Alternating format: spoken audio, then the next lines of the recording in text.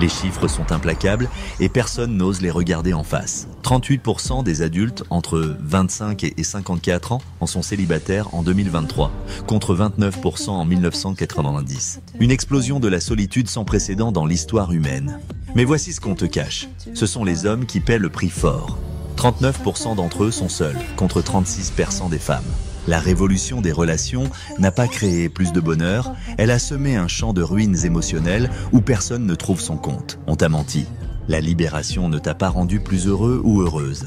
Elle t'a laissé seul, perdu, dans un monde où hommes et femmes sont devenus des étrangers incapables de se comprendre et de former des liens durables. Et le pire, cette catastrophe était parfaitement prévisible.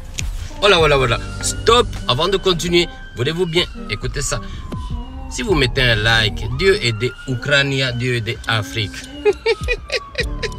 Sérieusement, je remarque que la plupart des gens qui regardent cette vidéo, vous mettez jamais un commentaire ou liker. Vous ne serez pas des radins, les gars. Ça coûte quoi?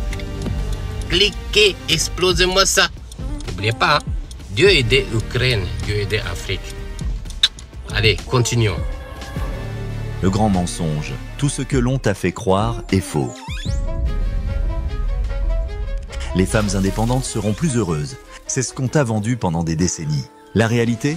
Le niveau de satisfaction des femmes est au plus bas en 50 ans, selon les études scientifiques. Plus elles ont gagné en indépendance économique, plus leur bonheur s'est effondré. Un paradoxe que personne n'ose nommer. Les hommes modernes doivent être plus doux, plus sensibles. Encore un mensonge. Les recherches en psychologie évolutive démontrent que malgré tous les discours, les femmes continuent de préférer les hommes qui manifestent des traits de dominance et de confiance. Les hommes trop gentils sont systématiquement relégués au statut d'amis, jamais d'amants. Le couple traditionnel était toxique. Faux. Les données sont claires. Les familles éclatées produisent de plus de solitude, de dépression et d'instabilité émotionnelle. Les enfants qui grandissent dans ces structures fragmentées reproduisent ces schémas et peinent à établir des relations saines à l'âge adulte.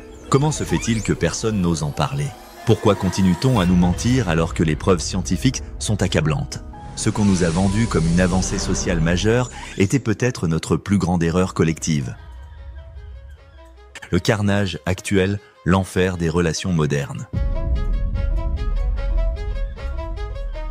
Les hommes ne veulent plus séduire. Les femmes ne trouvent plus d'hommes à leur niveau.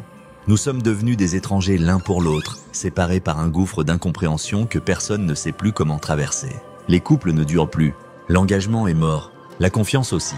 81% des femmes se disputent 10% des hommes sur les applications de rencontres, rendant la majorité des hommes littéralement invisibles.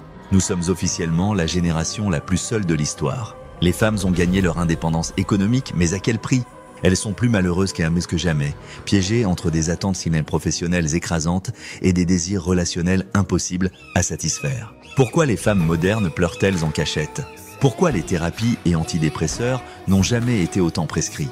De leur côté, les hommes préfèrent s'isoler plutôt que de prendre des risques en amour. Face à des règles du jeu qu'ils ne comprennent plus et à la peur constante d'être rejetés ou accusés, beaucoup choisissent le repli. Les jeux vidéo, la pornographie et les communautés en ligne deviennent leur refuge face à un monde relationnel devenu hostile. La technologie, loin de nous rapprocher, a créé une illusion de connexion qui masque une solitude plus profonde que jamais. Derrière les écrans, nous nous déshumanisons mutuellement, transformant les relations en produits de consommation qu'on jette à la moindre contrariété. Le 3 scénario d'un futur apocalyptique.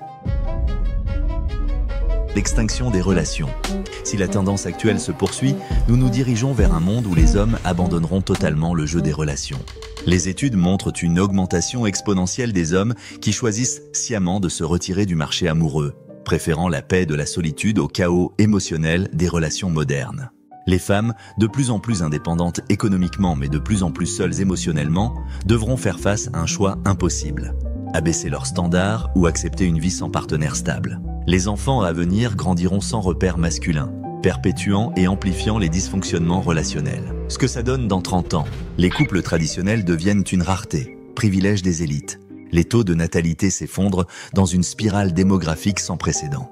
Les robots et intelligences artificielles remplacent progressivement les partenaires humains, offrant une simulation de connexion sans les risques et vulnérabilités de l'amour réel. Scénario 2, l'amour comme une transaction froide. Face à l'impossibilité de maintenir l'illusion romantique, les relations se transforment en contrats explicites, dénués d'émotions. Plus personne n'aime par choix. Tout devient une question de négociation et d'intérêt mutuel. Les mariages se transforment en partenariats d'affaires où chaque partie cherche à maximiser ses avantages et minimiser ses pertes. La passion, l'abandon, la vulnérabilité, ces piliers traditionnels de l'amour, disparaissent au profit d'arrangements pragmatiques calculés. Les enfants, quand ils existent, grandissent dans des environnements où l'amour est un concept abstrait, remplacé par la notion d'utilité réciproque. Une génération entière apprend que les relations sont des business deals, pas des histoires d'amour. Scénario 3, le grand retour en arrière. Le troisième scénario, peut-être le plus inattendu, est celui d'un retour conscient au modèle relationnel plus traditionnel. Face à la solitude écrasante et au vide existentiel, une nouvelle génération pourrait rejeter les dogmes qui ont mené à cette catastrophe. Les femmes, confrontées aux limites de l'indépendance sans connexion, pourraient redécouvrir la valeur de la stabilité et de la complémentarité dans les relations.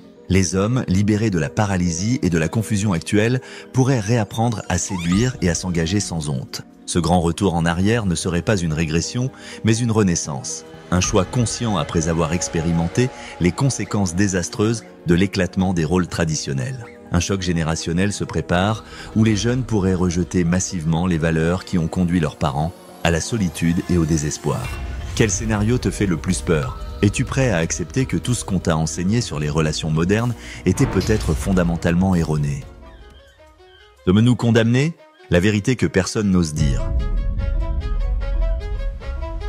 Si nous ne réagissons pas collectivement, nous allons devenir la génération la plus seule et la plus malheureuse de l'histoire humaine. Les données scientifiques sont formelles. Jamais les taux de dépression, d'anxiété et de suicide n'ont été aussi élevés, particulièrement chez les jeunes qui grandissent dans ce désert relationnel.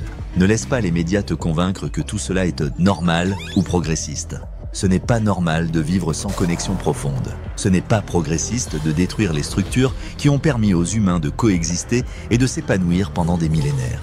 La vérité, aussi dérangeante soit-elle, est que nous avons peut-être fait fausse route. Dans notre quête légitime d'égalité et de liberté, nous avons sacrifié quelque chose d'essentiel.